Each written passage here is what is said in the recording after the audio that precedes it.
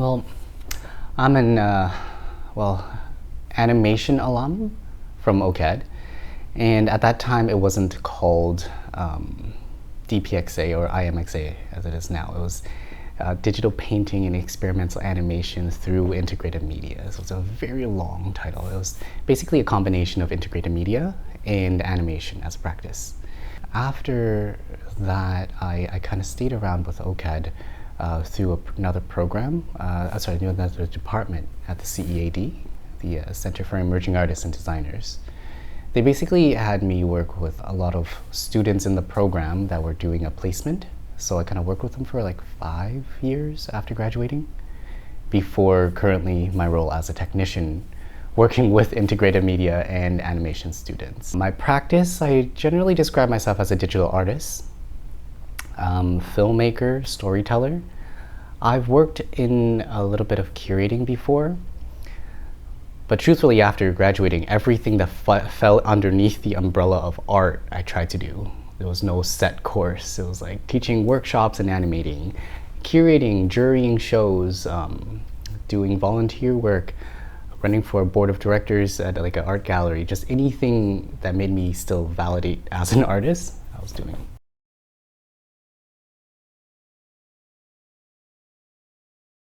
When I first saw this call for submission, I was like immediately intrigued. To see a call for submission for an exhibition related to languages and communication was amazing, because I just recently finished a film that is primarily about my own cultural identity. Some themes of etymology, so like the meanings of words and how it kind of changes over time. And it was so fitting that I felt like I had to read the call a few times, like, does this really work? But everything kind of just lined up, so I was very excited to showcase it in this exhibition. It always felt a little weird when you're a filmmaker, but blurring your practice between installations and galleries. And I would have friends not sure, are you a filmmaker or are you an artist making work in a gallery? So have this opportunity to put my film in a gallery setting was perfect. The work essentially is a story about my own cultural identity and how I kind of changed my name over time. In a way, it's almost like assimilating into Western culture. And my name just kind of organically changed over time. Truthfully, this film started off with me trying to answer the question, like getting asked the question, where are you really from? Just a lot. Like someone in passing would ask, where are you from? Like, Toronto. But they would be confused and not fully believe me and ask in a different way again. It's like, so yeah, where?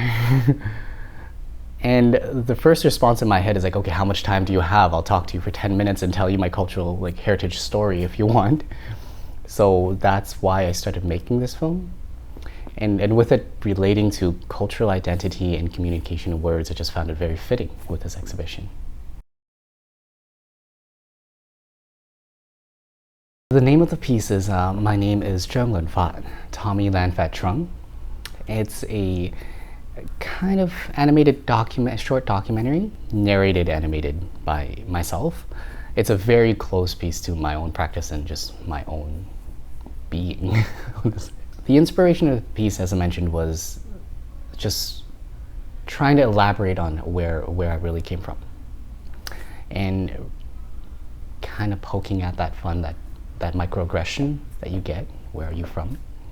Because you can't really answer sometimes in a short sentence. And even then, it's like, will you believe me? I'm not sure, do I care? So I wanted to go through a longer story of it. And the best way I could find at the time was looking at my own name.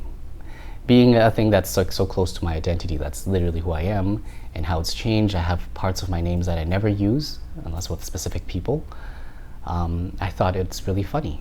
A story that I've been telling so often, it was, I picked my own name, like to my friends. I'm like, oh, I picked the name Tommy. It's not on any of my documents. It's not on my ID, it's not on my passport.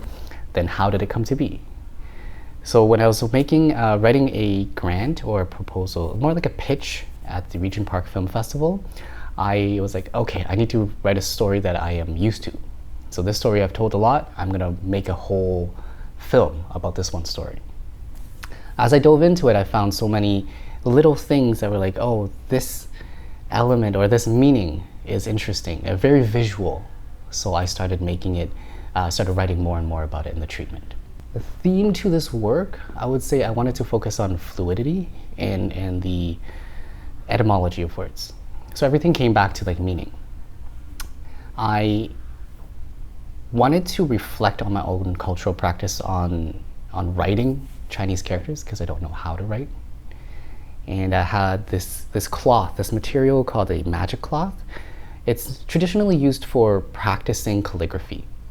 When you use a brush and water, you draw a stroke on it, it's stark black, and it dries the water over time. So it kind of does its own fade and becomes clear again. So combining that with like a stop motion animating kind of practice, every frame you draw, you let it dry, and you capture another frame again, it became almost like a reflective and meditative process for me to be like, let me just keep writing my name, keep writing these words that I don't know very well, and think back on my own story. There are many decisions in this film that kind of come back to just geography, location, and it's hard to see right away, but it's really interesting just to put it in.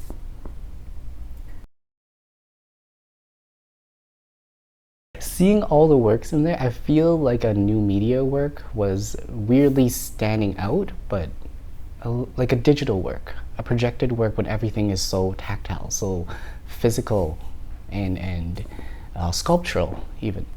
It felt like this standalone piece didn't fit well until you got to consume it in its entirety. Like until you actually learn about the context of this work, then you'd be like, oh, all of this makes sense. But just walking around briefly, quickly, it stood out on its own. The day I came in for the opening, it was interesting because I'm like, oh, I can't fully hear the piece because there's so many people. But when I came back in a quieter time, it's like, okay, this is the perfect volume for it. So I felt like, depending on the occasion, it doesn't work as a digital piece, but it's still, the theme made so much sense with all the rest. Once you start looking into each work, what the core message is about, it related very well.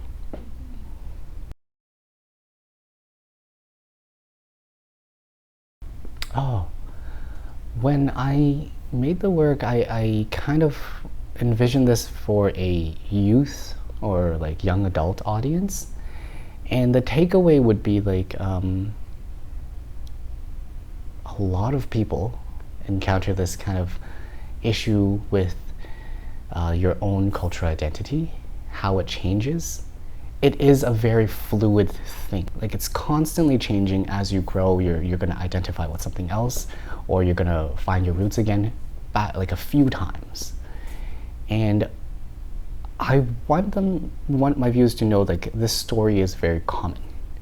I've had a lot of like audience members watching like, oh, this resonated with me. And I found that very interesting that different cultures have the same story to tell in a different way. When I made this, I actually really wanted to make this into a series with multiple different stories and different names and different cultures, because that's ideally it. I want them to know that, hey, you're not alone. Everybody has this complex with your own cultural identity because it's constantly mixing. When I was making or animating the film, it was during COVID. I just got the funding and they're like, okay, let's extend the production timeline, make it as you will. So I created a little studio space in my house, in my living room, while animating. I'm like, near the end, I'm like, I need to finish it. I want to add my daughter, and she was just born at that time. So I kind of rewrote the story with her in it. And this idea of my parents on their passport, they have Vietnamese on their passport. Mine says Canadian. I don't speak Vietnamese. I speak Chinese with them and English to my current family. So every generation, it's such a big change. My daughter is also Indian and Chinese mix. And she won't understand what I went through. I won't understand what my parents went through. It's always a constant trying to understand one another. So this change in generation seems so small. Like it's like, oh yeah, my kid. But to them, it's a completely world-changing experience. Like they will have to go through their own cultural reflection and find meaning in that. So it's interesting to think, but really it's nothing within my control. It has to be something they go through on their own. Well, I would love to take this opportunity to be like, if you have a story similar, I would love to hear it, because I do want to turn this into a series. So if anybody has like a story that you want to share on your journey and your cultural reflection related to like your names and meanings, I would love to hear it on social media. You could just send me a note. That'd be cool to connect. I'm not sure if I have anything else specifically to add on though.